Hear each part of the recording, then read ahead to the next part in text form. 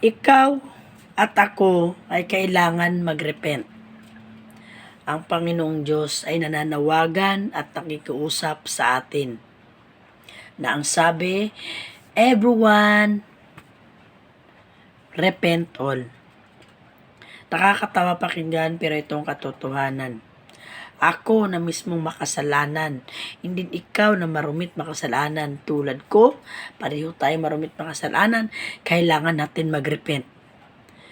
Hindi ba kayo natakot sa mga sakunang darating?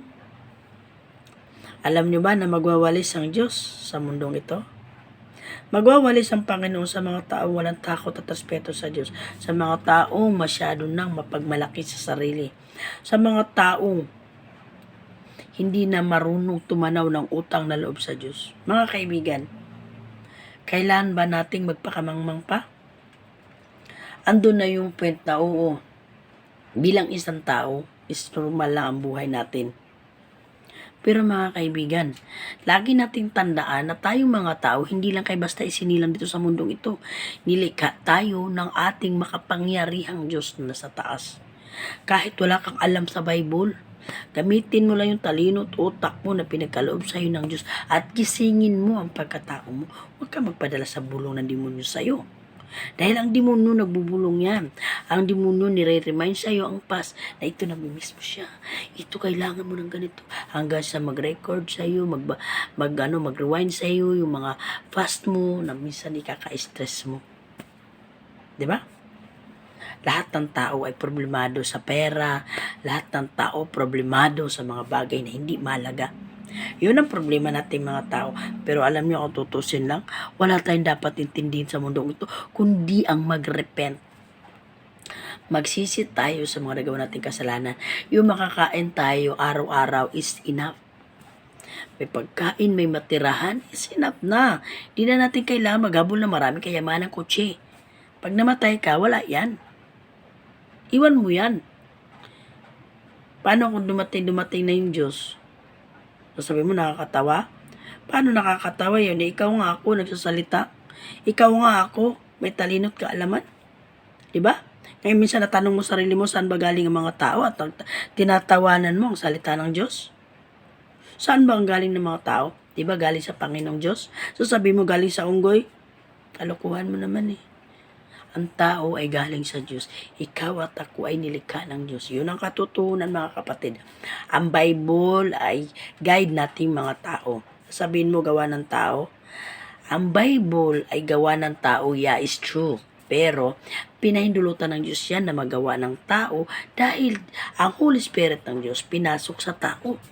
Hindi pinasok ng Diyos sa hayop. Imaginin mo kung ipinasok sa unggoy, sa manok, sa palaka, kung sinong animals dyan. Like for chicken, kinaka ng manok yung paa. Now, tanong ko sa'yo, maintindihan mo ba ang kaka ng manok? Di ba hindi kapatid? So sa madaling salita, ginamit ng Diyos ang tao para maintindihan natin ang mga nakasulat sa Bible. Lagi nating tandaan niya mga kapatid, huwag tayo magpabulag sa mga bulong ng mga demonyo. Sasabihin ang Bible, hindi totoo yan. Tandaan yun. Sa lahat ng babasahin dito sa mundo, ang pinaka-special ay ang Bible. Ang Bible ay walang katumbas na halaga. Ang Bible ay walang katumbas na gintong pilak na meron ka pa. Ang tanging kayamanan dito sa mundong ito ay ang karunungan at alamin ang tama at mali. Yung mga nakasulat sa Bible ay isang karunungan, kaalaman na meron yan. Sa oras na magbabasa ka dyan, makikipag-communicate ka sa Bible, unti-unti kang nagkakaroon ng karunungan at knowledge kahit wala ka mang sapat na kaalaman.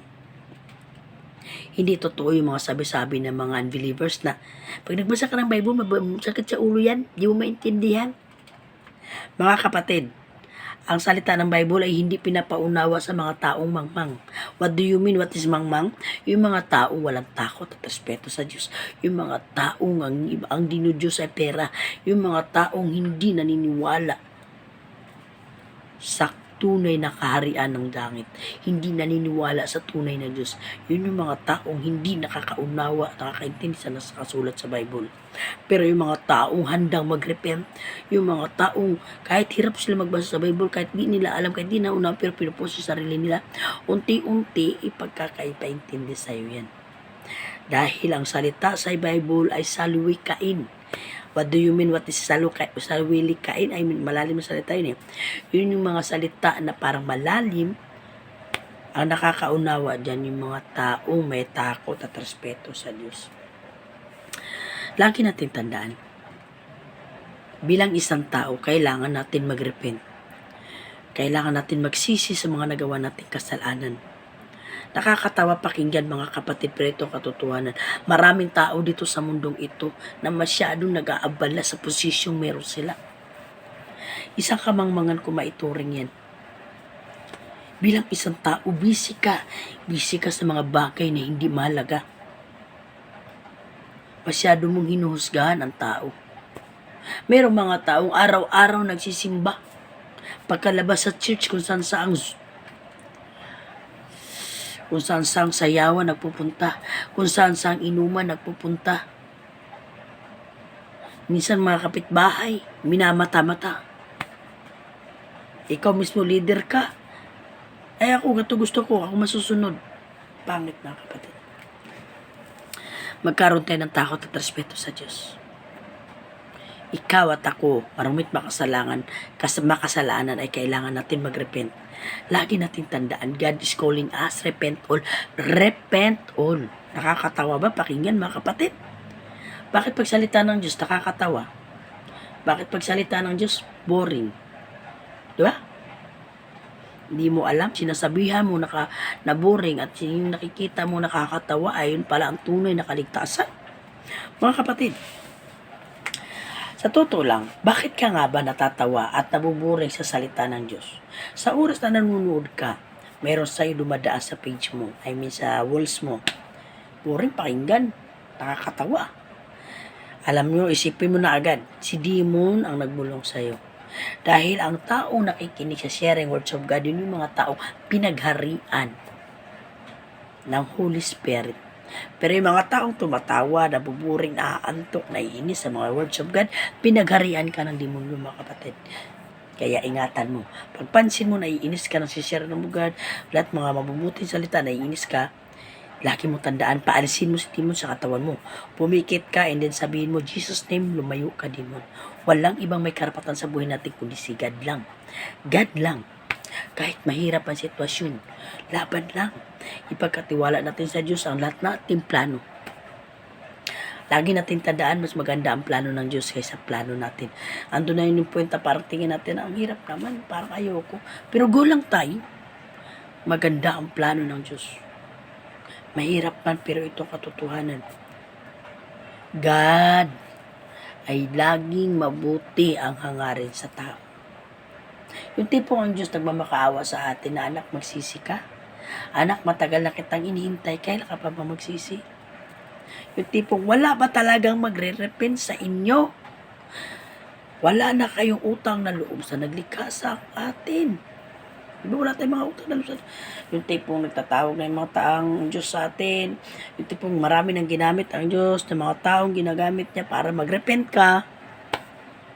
Tapos binabaliwala mo lang, sasabihin ng Diyos, sobra na mga kasangkatauhan.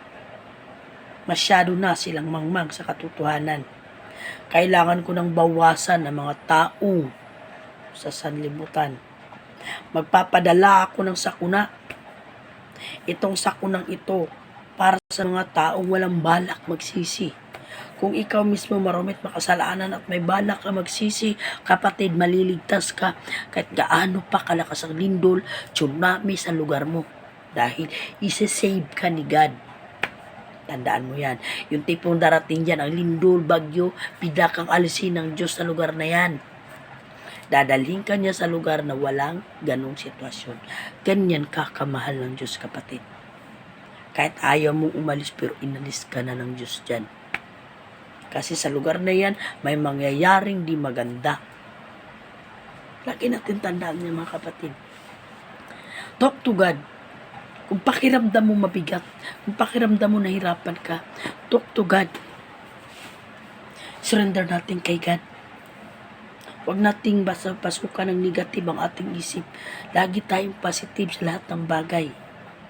Lagi nating tandaan, mahal na mahal tayo ng Diyos. Andun na yung pita, oo, nahihirapan tayo, problema tayo, pero pagkatiwala natin sa Diyos ang lahat ng bagay, dahil God provide everything what you need. Hindi ipapahindulot ng Diyos to ang problema mo kung hindi mo kaya. Ibig sabihin, kaya mo. Tandaan mo yan. Ang pagmamahal sa atin ng Diyos ay walang makakasukat. Kung gaano ka man kamahal na magulang mo, special, kulang special ka na lang, lahat ang gusto binigay siya ng magulang mo, luho kahit hirap sila binigay sa iyo. What if pa kaya ang naglikha sa atin? Mahal na mahal tayo ng Diyos, mga kapatid. Hindi po naging marumi tayo, makasalanan tayo, nandyan pa rin siya. Nagpakamatay ka na, nagbigti ka na, whatever na ginawa mo sa self mo para mamatay ka lang, pero sinib ka niya. Ang sabi ni God, anak, repent ka, magsisi ka. Kasi ang tunay na nakakaramdam sa atin totally, ang tunay na naghihirap sa atin ang Espiritu, kailangan natin kalakasang spiritually. Dahil ang Espiritu, pag lumabas sa katawan natin, wala nang pag-aasang magbago. Dahil ang buhay natin, mga kapatid, ay isa lang.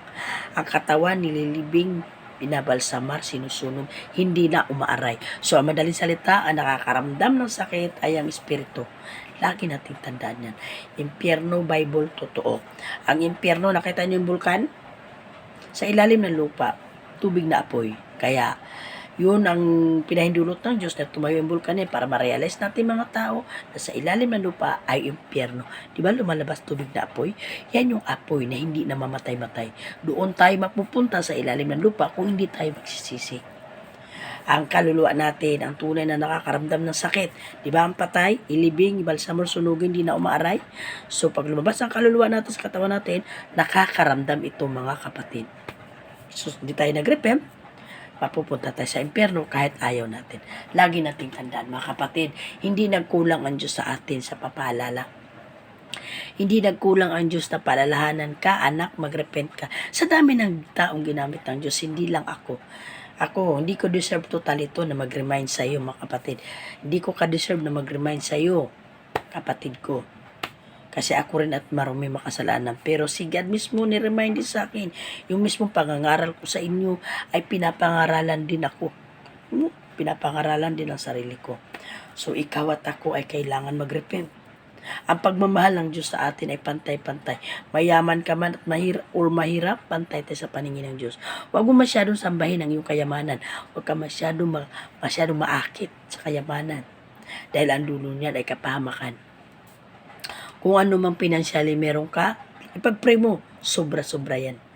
Tipong sasabihin mo, God, kunti lang yung pera ko, God, magkasya to, God, please provide me, God, give me knowledge how to diskarte, God.